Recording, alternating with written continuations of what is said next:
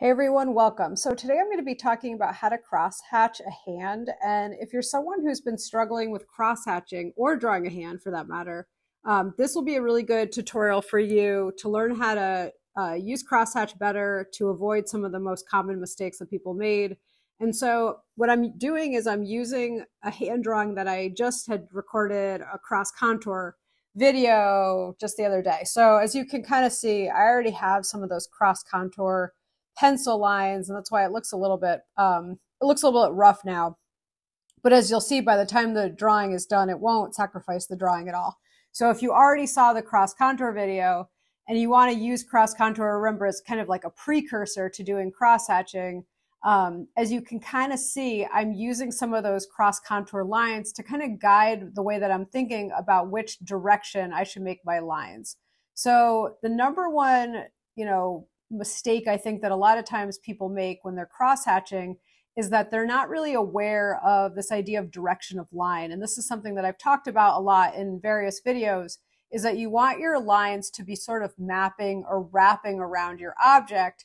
And that's what's going to convey that three-dimensional quality. So if you're starting with cross-hatching and you're just going in all sorts of different kind of random directions, which is usually a lot of times how people kind of incorrectly learn how to crosshatch, you're not going to be getting the results that are as strong as if you're using this idea of direction of line. So as you can see here, I'm literally going around the finger and I'm kind of like thinking about that turn of the forearm. So if you really think about the shape of a finger, it's really like three cylinders sort of in one, right? So you want to think about the three sections of your finger, make sure that those are kind of like pretty well identified. And, in terms of just going through this, you want to try to think about how do you make this the most 3D. So what I'm doing is I'm looking also at value contrast, and value contrast is basically like the difference between dark, midtone, and light. So look at your finger right now and you'll notice, especially if the light is stronger, if it's kind of like, if you have a light up against your hand or something like that, you'll notice this even more. You're going to have some areas of your finger that are more in shadow than others. So this is one of the things that, by drawing, as you can kind of already see, that right hand side is a little bit darker than the left hand side. And that those kinds of variations in terms of your contrast are going to also help make it look more 3D. Okay, so my first tip was direction of line. My second tip is I want you to think about your line pressure. So as you can see right here, I'm using an even line pressure on this section, and that's fine. You can do that. But one thing that works really well is when you sort of vary your line pressure. So think about the speed of your line. That's one thing that you can vary at the beginning of the drawing. If you kind of rewind it, you'll see that at first I was kind of going with quicker lines. I actually find that it's easier to control quicker lines. Like as you can see right now, I'm doing a quicker line. I know that that sounds a little bit counterintuitive. Like you would think that kind of the slower you go, the better it might be. But I find a lot of the time that actually a little bit of a quicker line can be better. So practice just varying your speed of your line and see what works better for you. Okay, so my third tip is that you don't need to go across the entire part of your finger all in one shot. So that's something that sometimes people think, I'm going to go from edge to edge. And then what sometimes happens is you can either get sort of messy lines when you do that, or it just doesn't maybe look as 3D.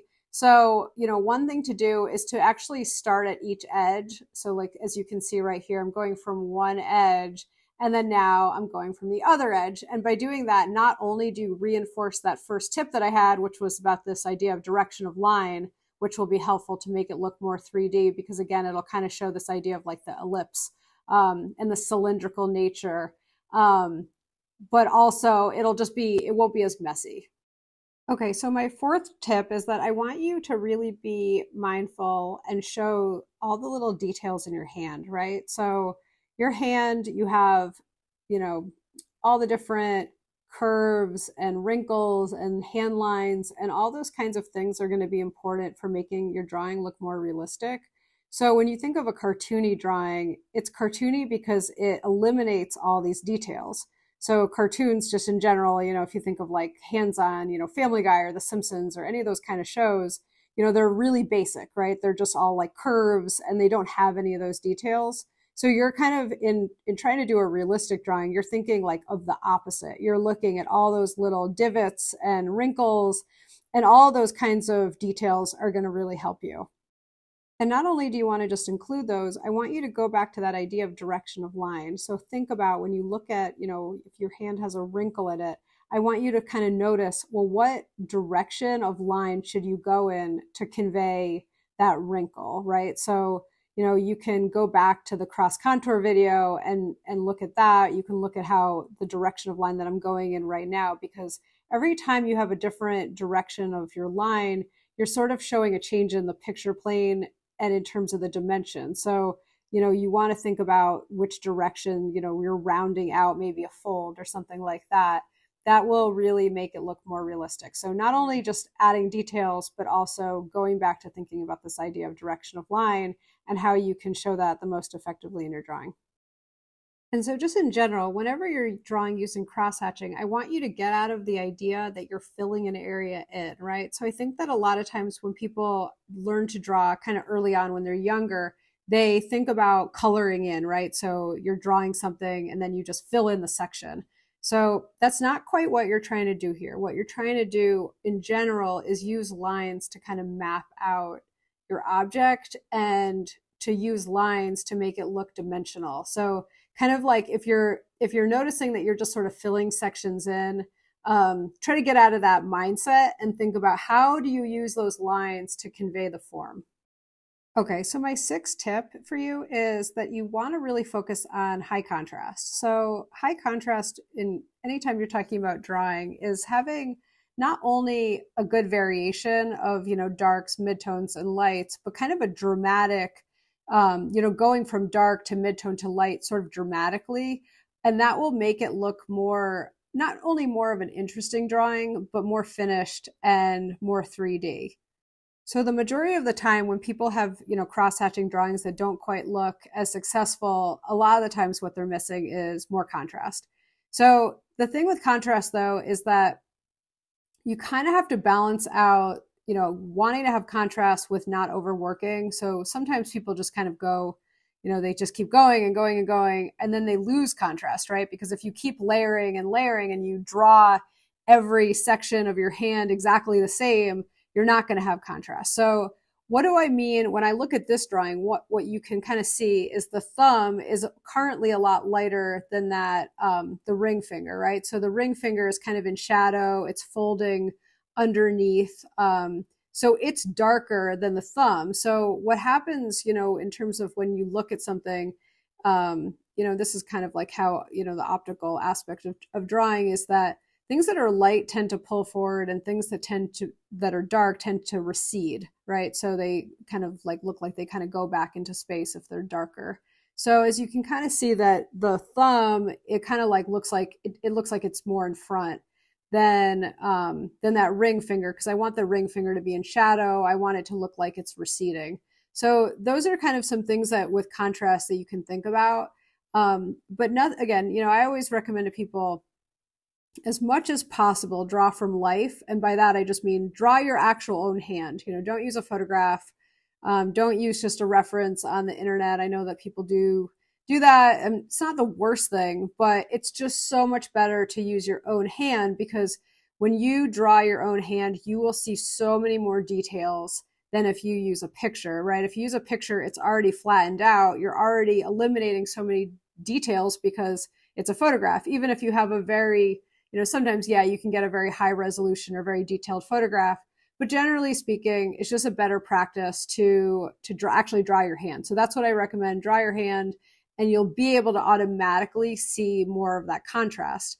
Now, if you're sitting kind of by a window, maybe you have some nice natural light, you might already have a lot of contrast just as you look at your hand. But if you don't, one thing that you can do is you can kind of like actually light your hand a little bit more dramatically. You could put a bright light next to where you're drawing, and that, that could actually, be enough to make it more contrasty. When I did this, I just was sitting by a window and it worked okay. But if you feel like you're looking at your hand and you're like, I don't really know what she's talking about, I don't see these difference in variation, in terms of darks and midtones and lights, that can be a good thing to try, is to actually light your hand, and you'll see a lot more contrast when you do that. And here's another example of contrast, right? So this under part of the pinky is darker, the top part is lighter, the top part is going to look like it's going forward. The other part is actually, darker because there's all those folds. So those are the kind of details in terms of contrast that I want you to observe in your own hand and work on drawing. If you're new here and you made it this far, please hit the subscribe button and the like button. That helps me get this out to more people, and it'll help you because you'll be able to come back to the channel. I've been recording a lot of content this month on hands. October was pumpkin month, and we're going to be doing hands all throughout November. So if you're someone that's working on trying to improve your hand drawings, if you are someone that is working on cross-hatching, I do a lot of work on cross-hatching too. So kind of bringing those two things together between both hands and cross-hatching. So now here I'm just going around the bottom part of the hand. So, around that thumb section, that's kind of a separate section from your fingers and the palm area. So you want to make sure that kind of appears as a second section, or a different section than the fingers and the palm. And then, going back to this idea of direction of line, I'm incorporating all the things that I've been sort of talking about throughout this video, going through the direction of line, going around the palm right there to kind of make it clear that that's, a 3D surface, right? So it's not just like straight lines, that it's going around the form.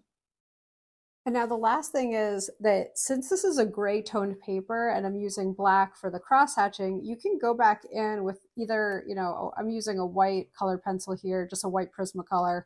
You could also use maybe like a white gel pen. That would probably work okay too. And what you can do is you can use that as kind of an additional highlight just to make your drawing a little bit more interesting. So, going back over with a couple like little rough sketch marks, it might just make the drawing a little bit more interesting. I decided just kind of like for the heck of it to do that. Still use these ideas, right, of direction of line and some of the things that I've been talking about in this video. This idea of contrast, all the stuff that we've been covering throughout this video. And it kind of just like pulls up a little bit more dimension, right? Like it kind of like, it's just a little bit more eye-catching and a little bit sort of like, I like to also vary the like texture of the line, right? So like sometimes, your lines might be really tight and kind of like smaller hatch marks. And then sometimes having the lines just be a little bit like looser and more gestural, that can also be, something that's a little bit more interesting. So in the comments, you can let me know what you think about this last minute decision that I had to add these. And let me know if there's anything with your drawing that I didn't cover, like if you're running into some issue that, you didn't really feel like was well covered in this video, or you have additional questions, just put them in the comments. Thanks again.